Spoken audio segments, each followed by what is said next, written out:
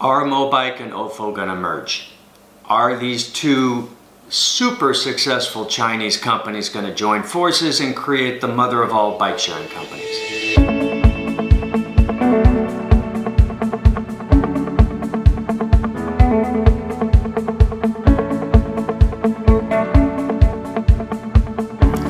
My name is Towson. I'm a professor at Peking University here in Beijing. Some of you may be kind enough to follow my writing and research, which is really Chinese consumers, but the fight for them is my area, the competitive dynamics. Now, Mobike and Ofo, this is an example of digital competition for Chinese consumers, hence I focus a lot on this. Now, in this short video, I'm going to give you basically 3 reasons why I think a merger between these two giants is not going to happen in 2017, but it's going to become a bigger topic in 2018. And really the first reason, the one I think it hinges on most, is the success of international expansion.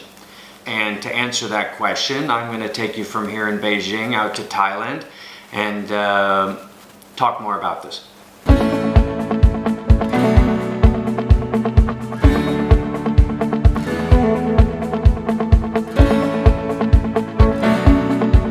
Okay, reason number 1 is basically international expansion, which appears to be going quite well. So far, international looks quite good. They've been opening in cities almost every week. I'm heading up to Bangkok tonight, and I'm going to go to the Mobike event for their launch there, which should be good. I think two factors to think about in international expansion. Number 1 is the regulatory issues, which at least I underestimated a bit.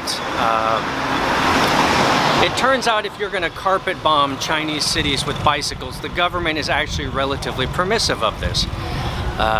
If you're going to do that in London or Milan or Paris, the government's going to have an issue, and that regulatory issue up front is something to think about. The second one is customer adoption rates. Uptake in China is just faster. That's not surprising. Anything on a mobile phone this year is going to be popular. You can pretty much slap a QR code on anything, and people are going to start snapping it. So the customer adoption rates are slower outside of China, but I don't think that's a surprise. So given that, I think there's not going to be as much external pressure on them to merge as it would be the case if they were just going head-to-head in China.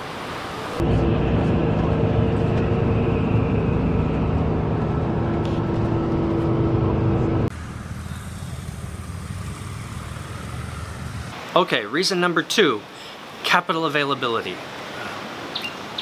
These companies, they have to think about making an operating profit. They have to think about maybe going public. They have to think about their burn rate.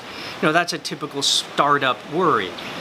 These companies, Mobike, Ofo, and a couple others, these are rock star companies now. They're very famous.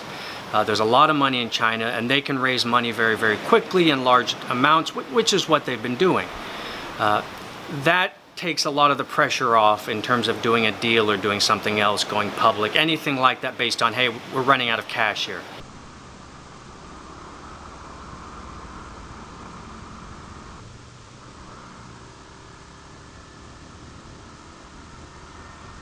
Okay, reason number 3, there doesn't look like there's going to be a price war or some sort of money war where the main companies start fighting with their capital. You can't look at the history of Chinese internet companies in the last 2 years without sort of being impressed by the ferocity of these sort of capital wars or money wars. Uber China versus Didi, they basically spent billions of dollars fighting each other really for drivers by giving them subsidies, and also on the price side. Before that, Kuaidi and Didi did basically the same thing, and the net result of both of those is they eventually merged. So is that going to happen in bicycle sharing in China? I think all the indications are no.